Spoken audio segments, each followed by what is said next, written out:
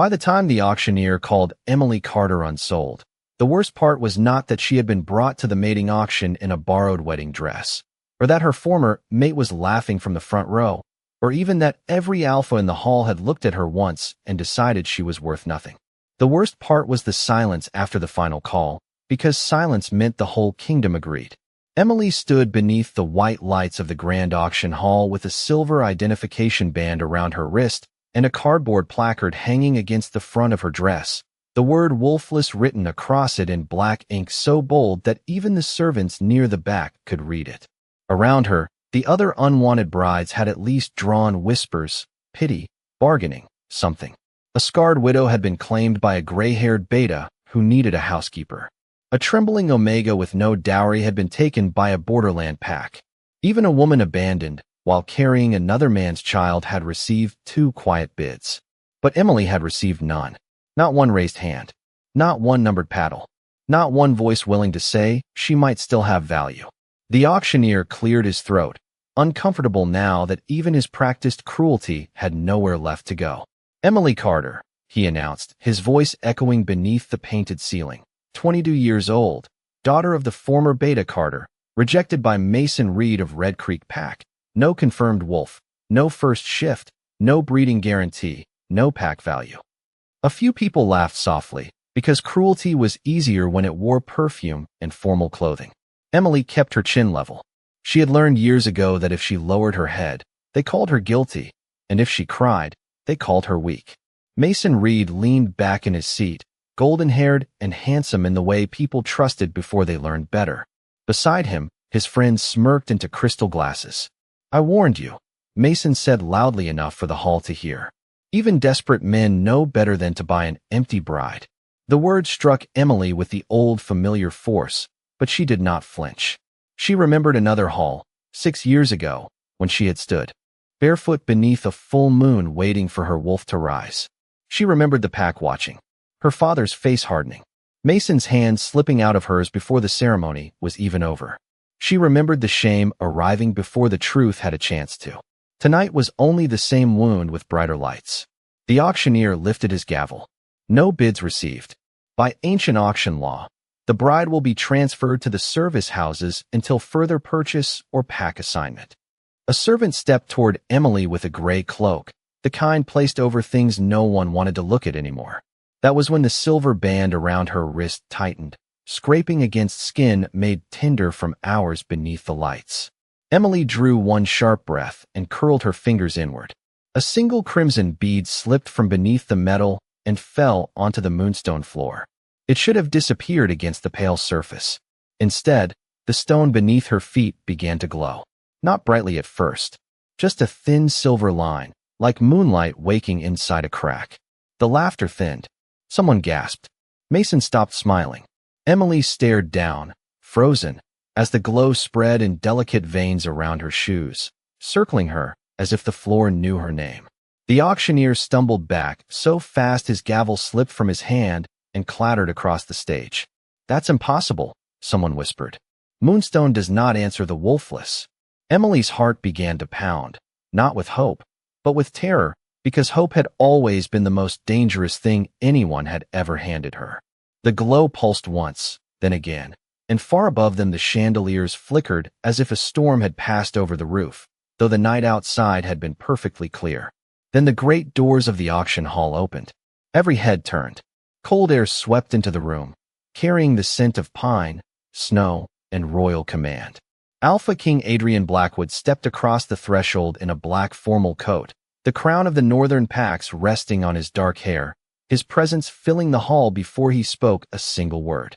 Men who had laughed at Emily lowered their eyes without meaning to. Women who had pitted her moved back. Even Mason stood, his face gone pale. Kings did not come to mating auctions. Kings did not walk among discarded brides. Kings did not look at a wolfless girl as if the entire room had vanished around her. But Adrian Blackwood looked straight at Emily, and somewhere beneath the silence, something ancient seemed to wake. His silver eyes narrowed. His hand closed slowly at his side. And for the first time in 7 years, the wolf inside the Alpha King, the wolf rumored to have gone silent after the curse of the crown, rose in his chest and gave him one word. Mate. For several heartbeats, no one moved. The auction hall had been built for noise, for bidding voices, for laughter sharpened by wealth and old blood. Yet Alpha King Adrian Blackwood brought a silence, so complete Emily could hear the faint tremble of her own breathing. He stood just inside the open doors with winter air curling around the hem of his black coat, his crown dark against the silver lights overhead, his eyes fixed on her, as if he had crossed the kingdom for this single moment, and still did not understand why. Emily wanted to step back, but the glowing moonstone beneath her feet held her in place with a warmth that rose through the soles of her thin shoes. She had spent half her life being told there was nothing inside her. No wolf, no power, no future. But the floor was answering her blood, and the most dangerous man in the northern packs was looking at her like the answer might undo him. The auctioneer bowed so quickly his papers scattered across the podium. "Your Majesty," he stammered. "We were not informed the royal court would attend tonight." Adrian did not look at him. "I am not here for the court." His voice was calm, low, and effortless, but it carried through the hall as if the walls themselves had leaned closer to listen. A ripple of unease passed through the crowd. Kings did not attend auctions for the unwanted. Kings chose queens from noble houses, from bloodlines polished across generations, from women trained since childhood to wear silk and smile beside a throne. They did not walk into a room that smelled of fear, bargain parchment, and old shame. Vanessa Whitmore seemed to believe that too. She rose from the first row with practiced grace, her pale gold gown shimmering as she stepped into the aisle. She was beautiful in the way court portraits were beautiful, flawless, cold, and meant to be admired from a distance. Her family had spent years whispering that she would one day wear the northern crown. She gave Adrian a soft smile, the kind that expected obedience without having to ask. "Your Majesty," she said, bowing just enough to look respectful, never enough to look lesser. "Had I known you were coming, I would have prepared a proper welcome." Adrian finally moved. The crowd parted before him, not because he commanded them to, but because their bodies understood what their pride had not. Emily watched him walk down the center aisle, each step measured, his expression unreadable. Vanessa's smile deepened as he approached. She lifted her chin, ready to receive his attention. He passed her without slowing. The smile cracked. A murmur swept the hall. Emily felt it move toward her before Adrian did, a wave of disbelief gathering around her name. He climbed the steps to the auction platform, stopping only a few feet away. Up close, he was taller than she had imagined a man could be, broad-shouldered, controlled, carrying the kind of power that did not need display because everyone could feel it pressing against the air. Yet when his gaze dropped to the silver band around her wrist, something in his face changed. Not softness, not pity, anger, perhaps, but held behind discipline so severe it became stillness. "Who placed that on her?" he asked. The auctioneer swallowed. "Standard identification restraint, Your Majesty. All unclaimed brides were won until purchase." Emily hated the word purchase.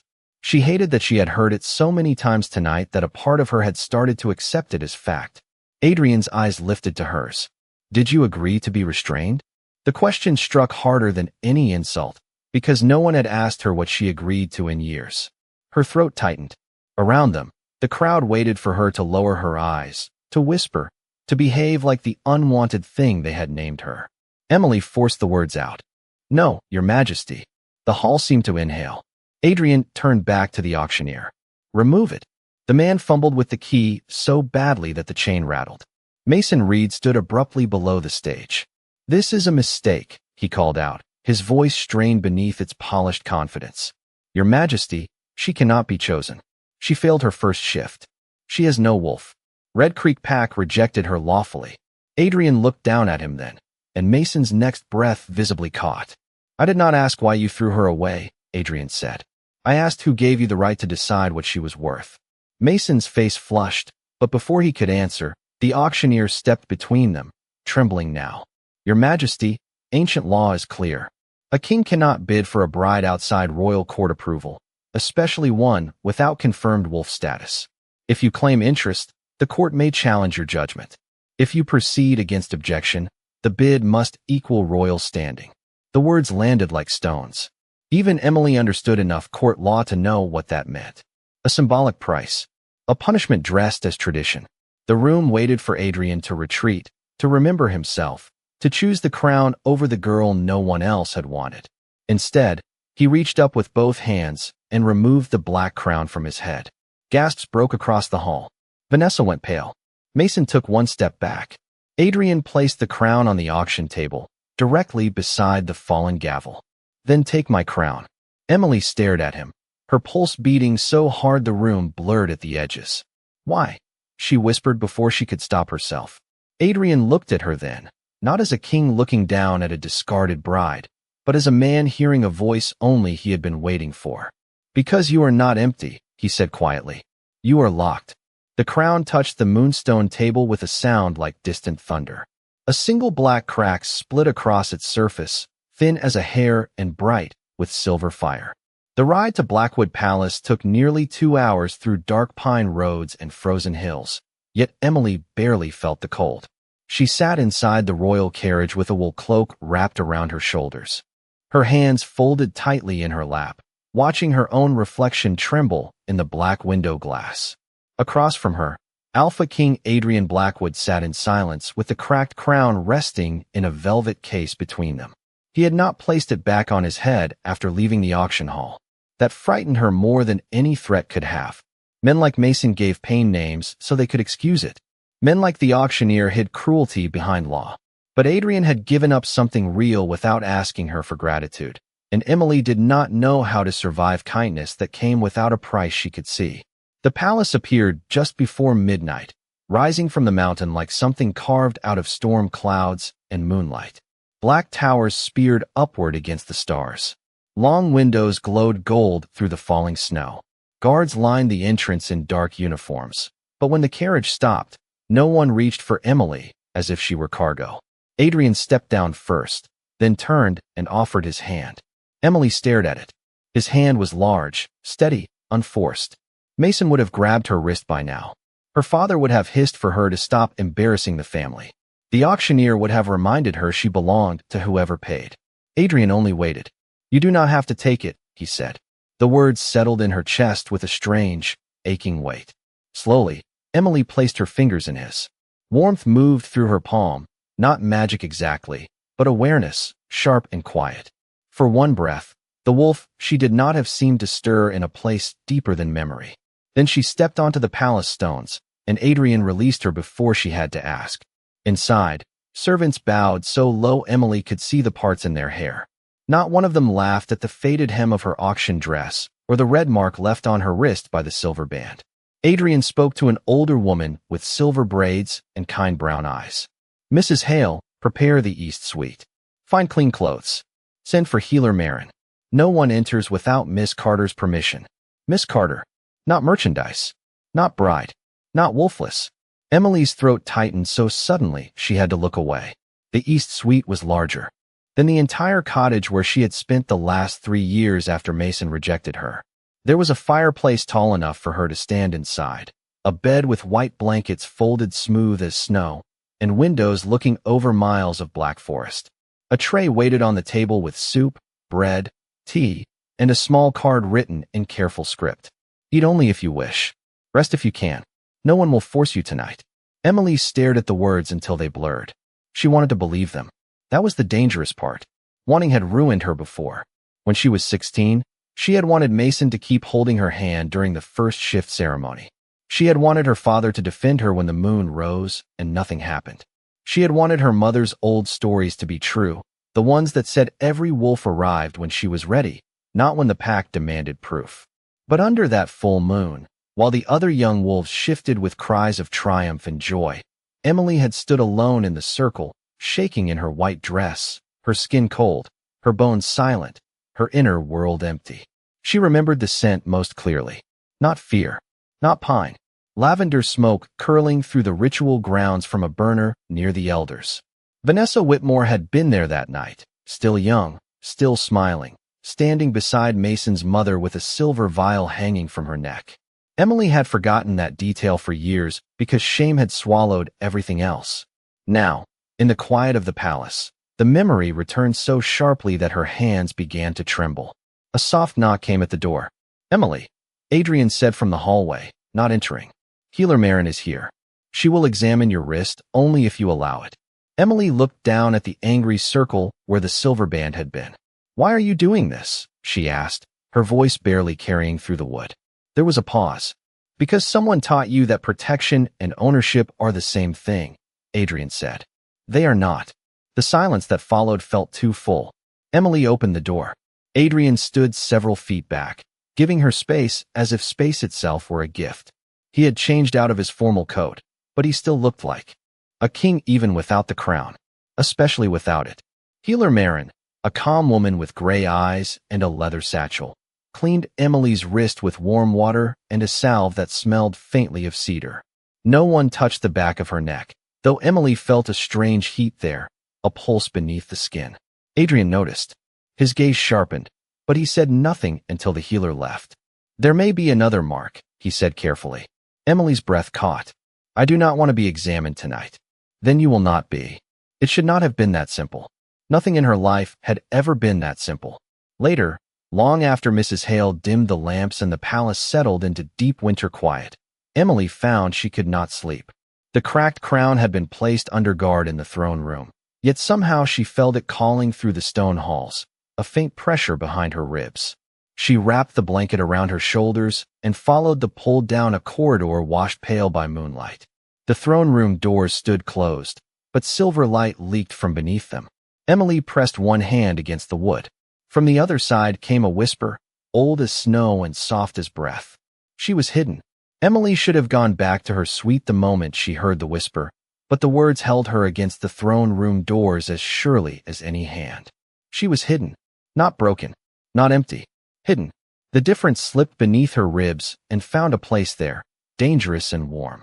Before she could decide whether to run or push the doors open, footsteps sounded at the far end of the moonlit corridor. Emily turned quickly, clutching the blanket tighter around her shoulders. Adrian approached without haste, his dark hair loose from sleep, his expression alert in a way that told her he had not truly been resting either. "The crown called to you," he said. It was not a question. Emily tried to steady her breathing. "I heard a voice." His gaze moved to the thin line of silver light beneath the throne room doors. "So did I." That frightened her more than if he had denied it. Men in power usually made the world smaller when it did not serve them. They called mystery madness, fear weakness, pain, overreaction. Adrian did none of those things. He simply stood beside her, close enough that she could feel the warmth of him through the winter air, far enough that she did not feel trapped. "What did it say to you?" he asked. Emily looked back at the doors. "That I was hidden." Something sharpened in his eyes. "Then someone hid you for a reason." By morning, the palace had changed. Word traveled through royal halls faster than smoke, and by breakfast the entire court knew the crown had cracked. The auction girl had been brought into the East Suite, and the king had not taken back what he placed on the auction table. Nobles filled the council chamber in velvet, diamonds, and outrage. Emily stood near the tall windows with Mrs. Hale at her side, wearing a simple navy dress borrowed from the palace stores. It fit poorly at the shoulders, but it was clean, warm, and did not have a label pinned to it.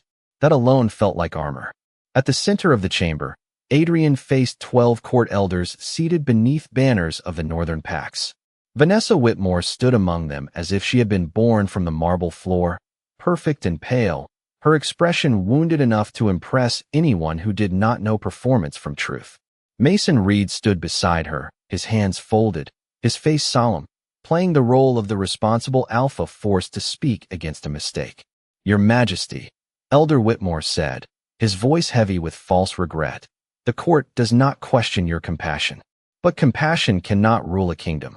You placed the symbol of Northern unity in legal jeopardy for a woman whose own pack rejected her." Emily felt the room turn toward her without turning at all. It was in the silence, in the carefully lowered eyes, in the way her name was avoided as if it might stain their tongues. Adrian did not look at Emily. He kept his gaze on the elders. "Say her name." Elder Whitmore blinked. "Pardon. If you intend to judge her, you will not hide behind language. Her name is Emily Carter." Heat rose behind Emily's eyes so fast she had to lower her lashes. Mason stepped forward with a practiced sigh. "No one wishes Miss Carter harm, but I knew her for years.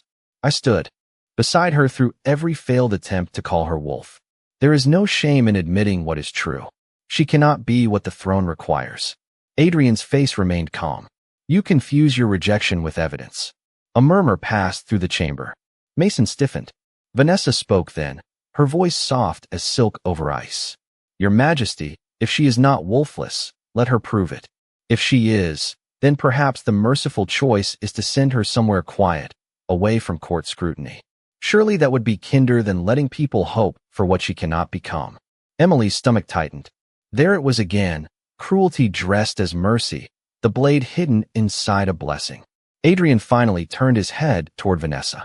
Kindness that requires a woman to disappear is not kindness. The chamber went still. Elder Whitmore leaned forward.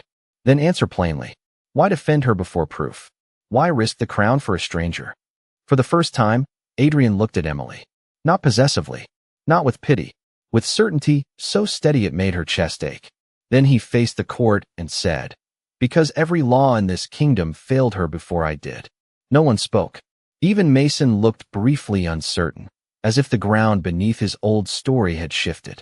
Later, in a private library warmed by a low fire, Adrian asked Emily to sit near the window where the winter light was clear.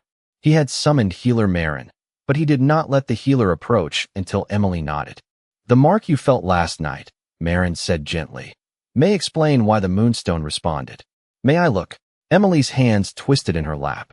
The back of her neck had burned all morning, a hidden pulse beneath her hair. She wanted answers. She feared the way answers could become weapons. Adrian seemed to understand without being told. You can stop this at any moment, he said. No one touches you here without permission. Emily closed her eyes. Mason had never waited for permission.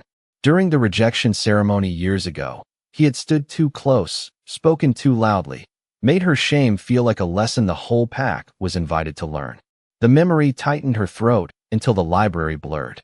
Emily, Adrian said quietly. Look at me. She did. His silver eyes held no demand. You are not property here. The words broke something small and painful inside her, something that had been clenched for so long she had mistaken it for strength. Slowly, Emily turned and lifted her hair. Marin inhaled sharply. Adrian went utterly still. What is it? Emily whispered. Marin stepped back, her face pale. Adrian moved closer, but stopped before entering the space Emily had not granted him. There is a mark, he said, voice low. Not a birthmark. Not a scar. Emily's pulse thundered. Then what is it? Adrian opened the velvet case on the table. Inside, the cracked crown gleamed with a faint silver fire. Along its inner rim was an ancient symbol, half moon, half wolf, split by a vertical line. Marin held up a small mirror behind Emily's neck. The same symbol glowed beneath her skin. The crown answered with a soft, ringing note, and the crack across its black metal widened with a flash of moonlight. The sound from the crown faded into the library walls, but the silence it left behind was worse, because everyone in the room understood that something ancient had answered Emily before any living court had agreed she deserved an answer at all. Healer Marin closed the velvet case with careful hands, yet silver light still leaked through the seam as if the crown were breathing. Emily sat very still near the window, her hair falling back over the mark on her neck, her fingers cold in her lap. She wanted to ask what it meant, but the question felt too large, too sharp, too capable of cutting open the life she had barely survived. Adrian stood across from her with his jaw set, staring at the closed case as if it had betrayed him by waking. Your Majesty, Marin said softly, the symbol is not decorative. It is older than the Northern Throne. I have only seen it in one place. Adrian did not look away from the crown. The first Luna records. Marin nodded. Emily swallowed, but her throat had gone dry. Luna records? The healer looked at her gently, almost sadly. Before queens were chosen by court politics, the crown was said to recognize a true Luna by bond, blood, and sacrifice. Most scholars call it myth. Adrian gave a humorless breath. Most scholars have never heard their crown speak through a locked door. Emily should have felt wonder. Instead, fear moved through her chest like ice water. Myths did not protect girls at auctions. Ancient symbols did not erase years of being called empty. And crowns, she had learned last night, could cost more than anyone admitted. She rose too quickly, and the room tilted for a second. Adrian stepped forward, then stopped himself before reaching for her. That restraint hurt more than touch would have, because it made her want to trust him. "I need air," she said. No one tried to stop her. That almost made her fall apart. The palace corridors had grown brighter with morning, but every servant seemed to know something had happened. They bowed, whispered, watched. Not with the same mockery as the auction hall, but curiosity could still feel like hands when a person had spent too long being handled by judgment. Emily walked faster until she reached a side gallery lined with tall windows. Snow moved beyond the glass in soft white sheets, covering the black pines and the stone terraces below. She pressed her palm to the window, letting the cold steady her. In the reflection, she saw Adrian approach and stop several feet behind her. "You did not have to follow me," she said. "No," he answered, "but I wanted to." She closed her eyes. One was another dangerous word. Mason had wanted admiration. Her father had wanted a daughter who increased his standing. The court wanted proof. Vanessa wanted a crown. Emily did not know what it meant for a king to want to follow without claiming the right to stand beside her. "If that mark means what Marin thinks it means," Emily said, "then I am not safe here. You are safer here than anywhere else."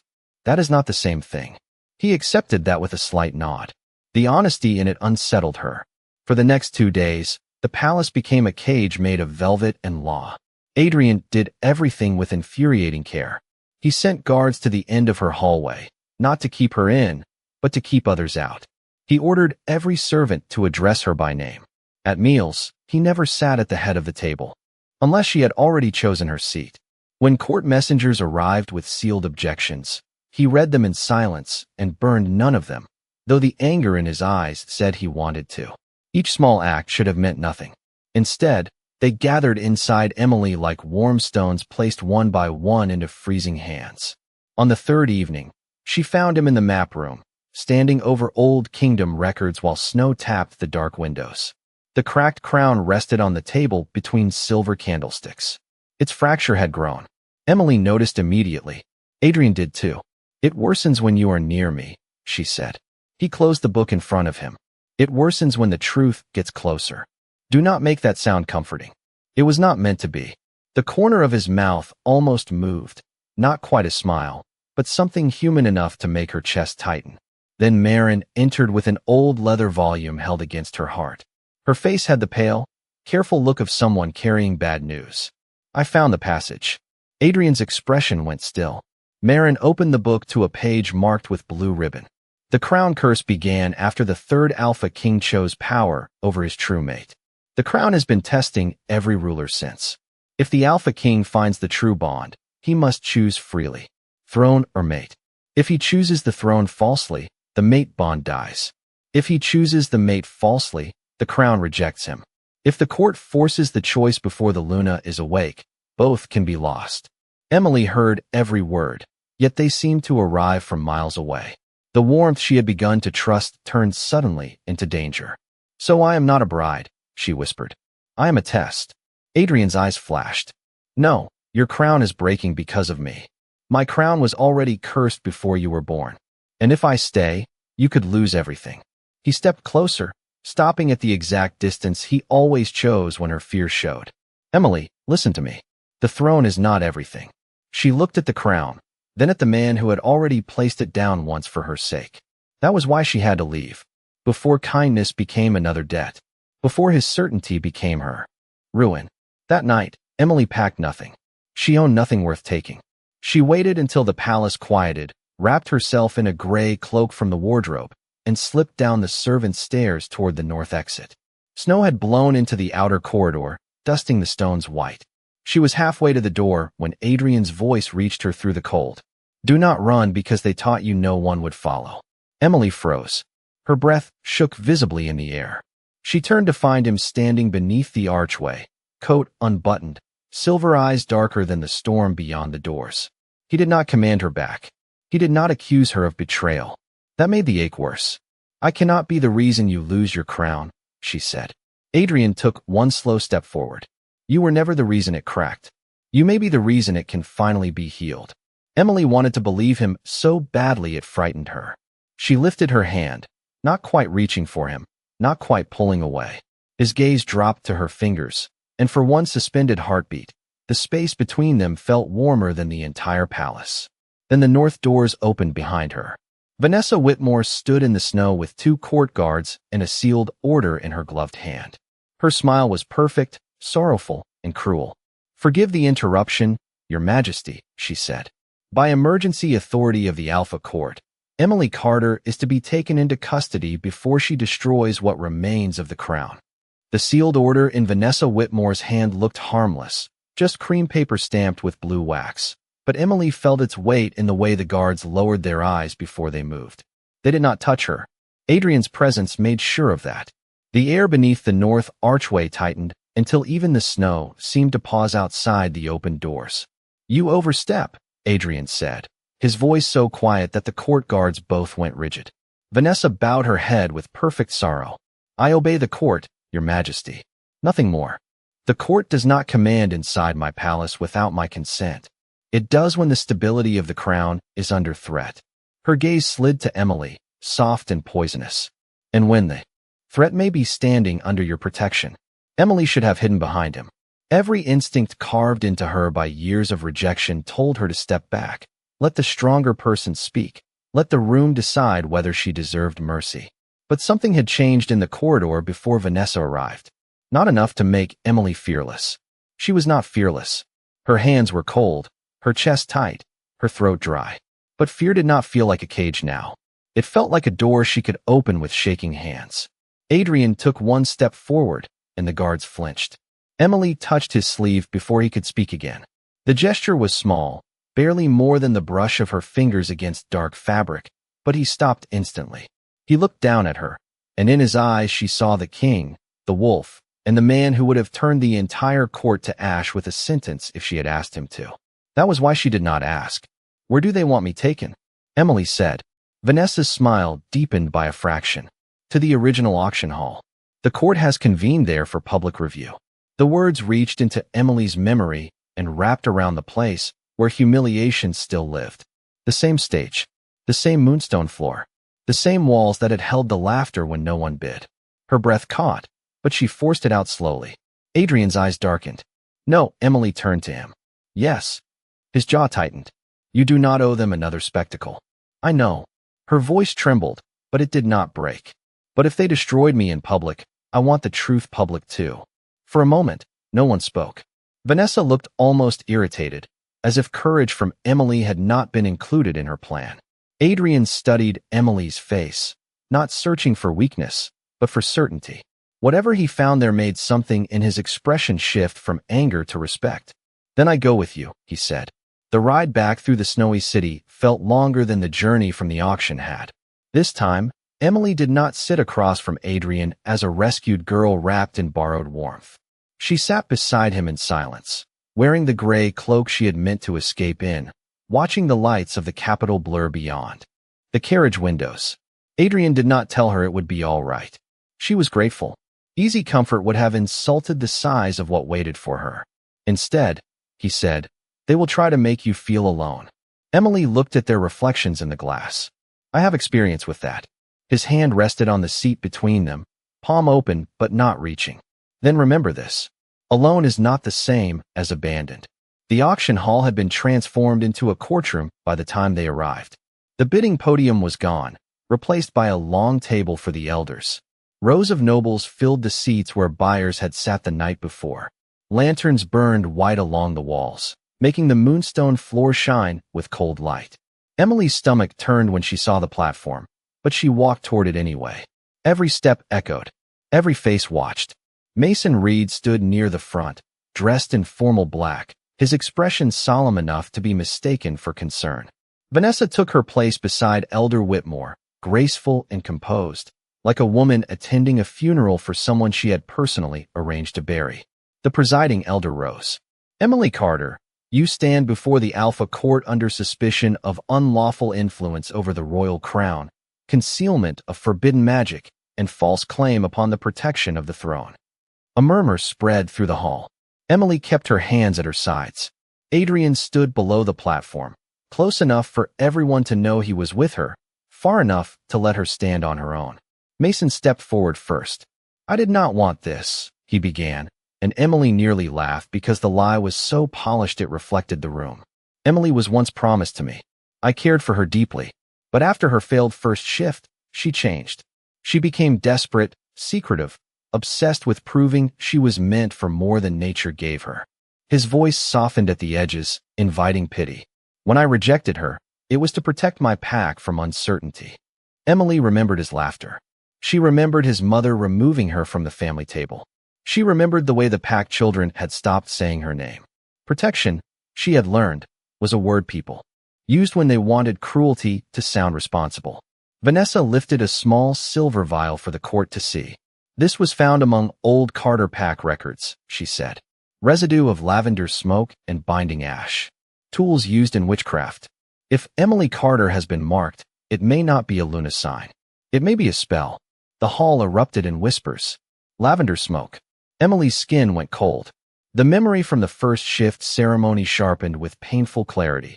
Vanessa standing near the elders, a silver vial at her throat, the air sweet and choking while Emily waited beneath the moon for a wolf that never came.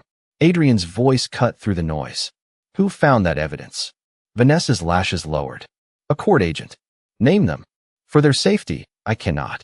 Adrian's smile was brief and without warmth. Convenient. Elder Whitmore struck the table with his staff. Enough. The matter can be resolved simply. If Miss Carter carries a true wolf, let her prove it before court. Emily's body remembered before her mind answered. Her knees weakened. Her lungs tightened. The circle of moonstone at the center of the stage seemed suddenly farther away than any road she had ever walked. 6 years ago, a circle like that had made her ashamed. Tonight, they wanted it to finish the work. Adrian moved as if to object, but Emily lifted one hand.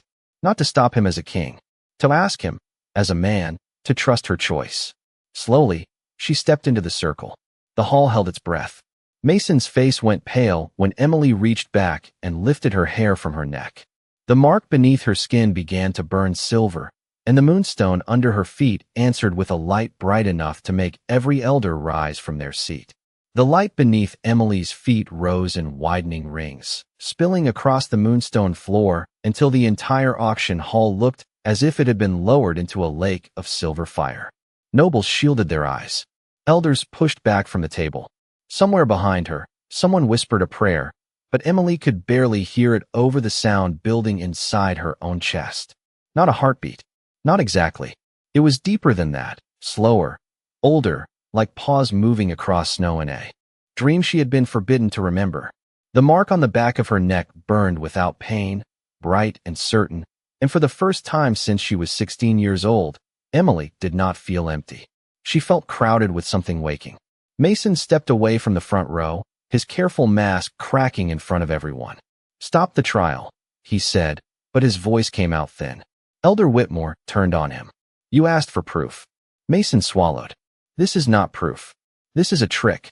Vanessa's face had gone still, the way a frozen pond looked still before the ice gave way. She stared at Emily's glowing mark not with confusion, but recognition. Adrian noticed. Even through the storm of light, Emily saw his gaze shift from Vanessa to Mason and sharpen with terrible understanding. You knew, Adrian said. Vanessa lifted her chin. I know old symbols, Your Majesty. Nothing more. The crown case at the elder's table burst open without a hand touching it. The cracked black crown rose slowly into the air, silver light pouring through the break across its metal. Every wolf in the hall lowered their head at once, not by choice, but by instinct. Emily remained standing. The crown turned toward her. The silver fire on the floor leaped upward, not burning, not harming, wrapping around her in ribbons of moonlight. Then the hall vanished. Emily was still standing in the circle, yet she was also beneath another moon, years ago, small enough to have her mother's hands on her shoulders. Her mother, Claire Carter, appeared in memory with tear-bright eyes and dark hair braided over one shoulder. Listen to me, my little moon, her mother whispered. There are people who will hunt what you carry before you are old enough to understand it. Emily felt the remembered chill of that night, the scent of pine, the softness of her mother's shawl, the distant voices of elders arguing inside the pack house. Your wolf is not gone, her mother said. She is hidden. One day the crown will find you.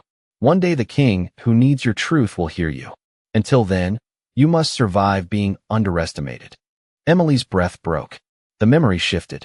Lavender smoke. A silver vial. Vanessa, younger, but already graceful, standing near Mason's mother as purple-gray mist curled through the first shift circle.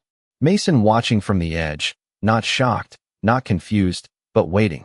Emily saw herself at 16, trembling beneath the full moon while the smoke tightened around the invisible bond inside her.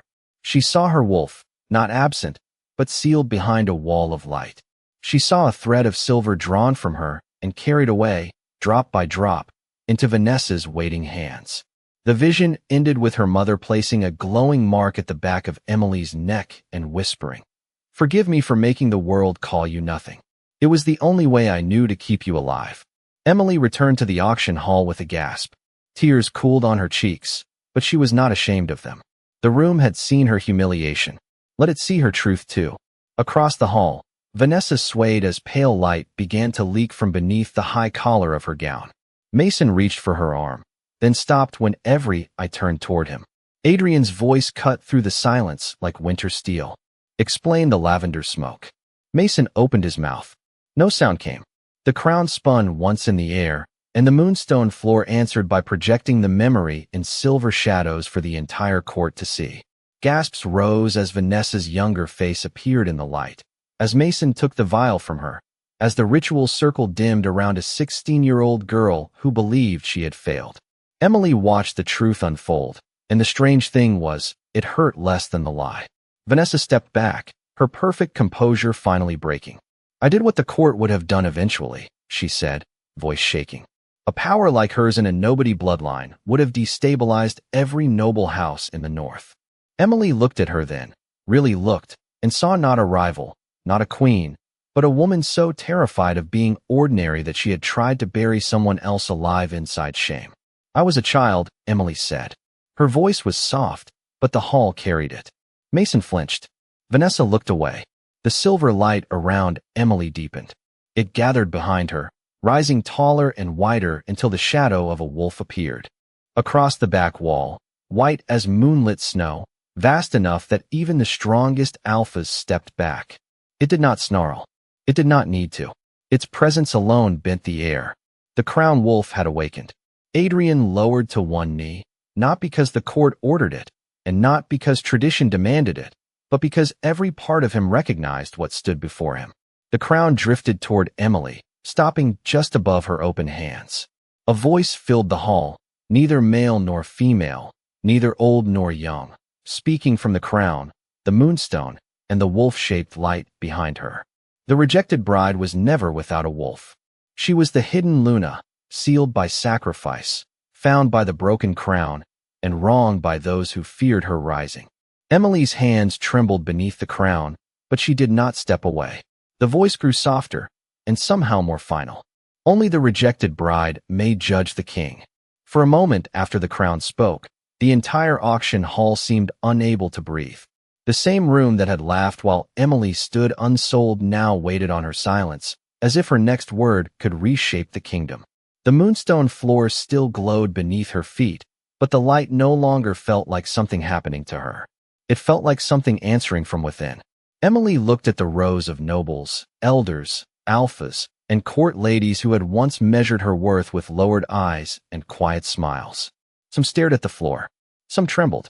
Some looked at her with the sudden fear of people realizing the story they repeated had been written by the guilty.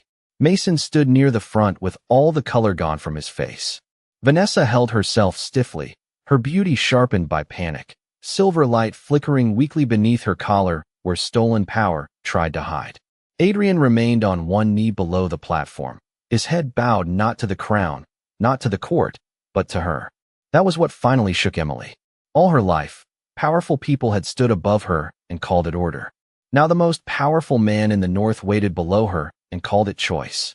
Elder Whitmore rose slowly, gripping the edge of the table. "This proceeding must be suspended," he said, but his voice wavered. "The court requires time to examine these revelations." Emily turned toward him. The crown wolf behind her lifted its head, and every candle flame in the hall bent toward her like grass in wind. "No," Emily said. The word was not loud. It did not need to be. You had time when I was 16 and no one asked why a healthy girl failed under lavender smoke. You had time when my pack erased my name from their records. You had time last night when I stood on this stage and no one bid. The truth does not need more time, so the guilty can dress it better. A murmur moved through the hall, then died when the crown brightened above her hands. Emily looked at Mason. For years, she had imagined facing him with anger sharp enough to make him understand. But now that the moment had come, she felt something colder and cleaner than anger. She felt free of needing him to become sorry before she could become whole. You told them I was empty, she said. Mason swallowed. Emily, I was young. I was pressured. Vanessa said the mark was dangerous. She said if your wolf woke, the court would take you away from everyone you loved. So you helped make sure there was no one left for me to love? Emily answered. The words landed without cruelty, which made them heavier. Mason lowered his eyes. Vanessa made a small sound of disgust. Do not pretend you were innocent, she snapped. If the crown had found her first, your little pack would have become powerful overnight. You wanted the benefit without the risk. Mason flinched, and the hall heard the confession inside her accusation. Elder Whitmore's face tightened. Lady Whitmore, enough. Vanessa turned on him. Enough? You all wanted a controllable queen. You wanted bloodlines you could chart, alliances you could purchase, a Luna who would smile and obey. I only did what every noble family in this room wished they had dared to do. No one defended her. That silence said more than any sentence could have. The crown lowered slowly until it hovered before Emily's chest. Its cracks still glowed, but the broken line no longer looked like weakness. It looked like a door. The ancient voice did not return. It did not have to. The judgment was hers now. Emily stepped down from the platform, one slow step after another, until she stood in the exact place where buyers had stared up at her the night before. I will not ask who would bid for me now, she said. I am not for sale. I never was. The first alpha knelt. Then another. Then the rows began to fold, noble after noble lowering themselves before the woman they had called worthless. Not because she commanded them, because the crown wolf in the moonstone recognized her, and every wolf-blooded soul in the hall felt the truth of it. Mason sank to one knee with his head bowed. Vanessa resisted longer, her hands clenched at her sides, until the stolen silver light flickered out from beneath her skin and returned across the floor in a thin stream to Emily's mark. Vanessa gasped softly, not in pain, but in the shock of losing what had never belonged to her. Her knees touched the moonstone last. Adrian was still kneeling when Emily reached him. He looked up at her, and for the first time since she had met him, the Alpha King seemed almost uncertain. Not weak, never weak, but open in a way that made her heart ache. I placed my crown on that table because it was the only thing they believed had value, he said. But it was never worth more than you. Emily looked at the dark crown hovering between them. Yesterday, she would have thought being chosen by him was the end of the story. Now she understood it was only meaningful if she could choose to. If I take it, she said, I will not be your reward for doing the right thing. His answer came immediately. No, I will not be hidden behind your throne. No, and I will not trade one kind of ownership for another, even if the new cage is made of gold. Adrian bowed his head. Then rule with me, not beneath me, not behind me, beside me, if that is what you choose. The hall was silent enough to hear the snow ticking softly against the high windows. Emily lifted the crown, feeling its warmth settle into her palms. Then she placed it back on Adrian's head, but kept both hands on the black metal as silver light bridged from her fingers to his.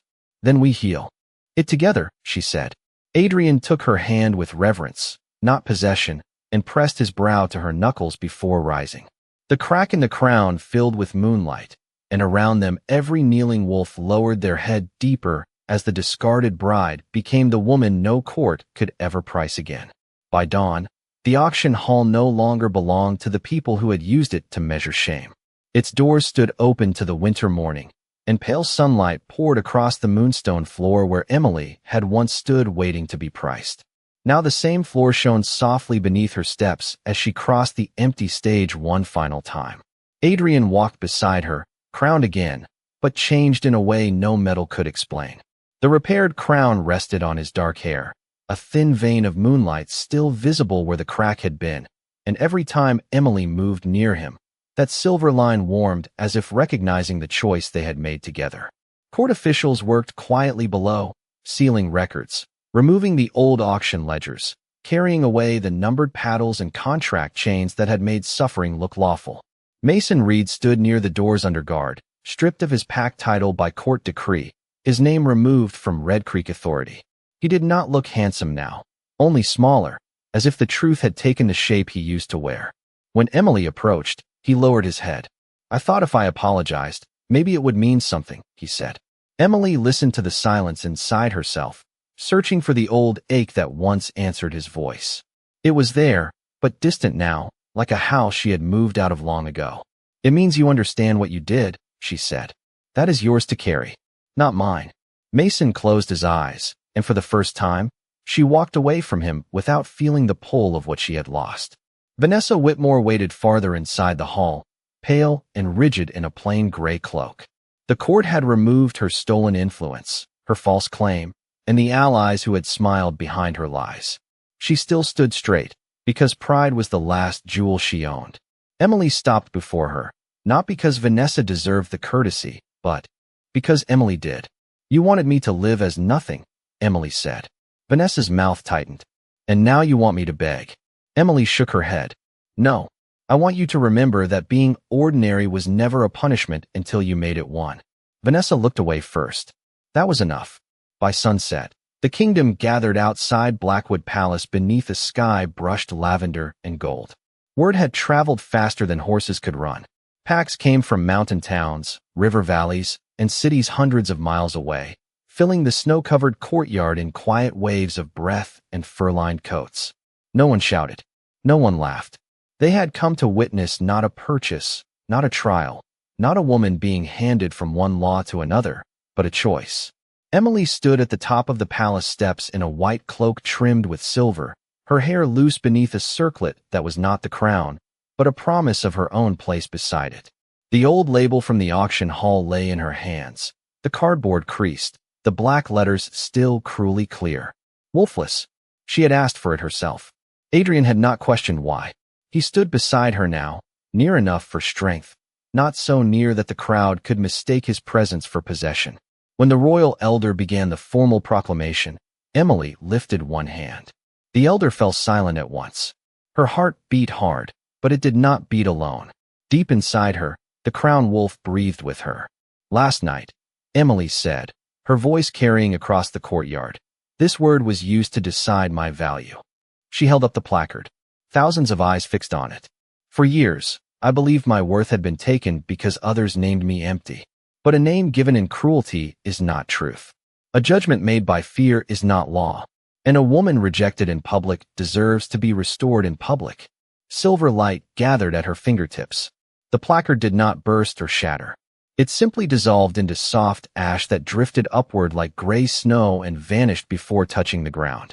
A sound moved through the crowd. Not applause, not yet, but release, as if every person who had ever been called unwanted felt something loosen in their chest. Adrian turned to her then. In front of the court, the packs, the palace, and the moon rising over the black pines, he went down on one knee. Not because he had lost power, because he finally understood where power belonged. "Emily Carter," he said, his voice steady. "I offered a crown before I understood you. Now I offer only myself, my loyalty, my protection, and my choice to stand beside yours. Will you accept me as your mate and your equal?" Emily looked at him, at the man who had first seen a locked door where others saw an empty room. She thought of the girl in the auction dress, the girl in the first shift circle, the girl who had learned not to hope, because hope hurt too much when it failed. Then she stepped forward and placed her hand in his. "Yes," she said, "not because you saved me, because you let me choose." The moon rose fully behind the palace, and the bond answered like a bell heard across snow. No pain, no command, only warmth, scent, heartbeat, and a sense of coming home to a place that had been waiting beneath her skin all along. Adrian rose, and together they turned toward the crowd as the crown wolf appeared in silver light behind them, vast and calm, its head lifted to the moon. One by one, the packs knelt, not to the discarded bride they had pitted, but to the Luna Queen they had failed to recognize. Later, when night settled over Blackwood Palace, Emily stood on the balcony above the quiet courtyard. Snow fell gently over the towers, over the forest, over the road that led back to the auction hall. She would soon turn into a sanctuary for every rejected woman the old laws had forgotten. Adrian came to stand beside her, his hand resting near hers on the stone rail, waiting until she chose to lace her fingers with his. Far below, wolves began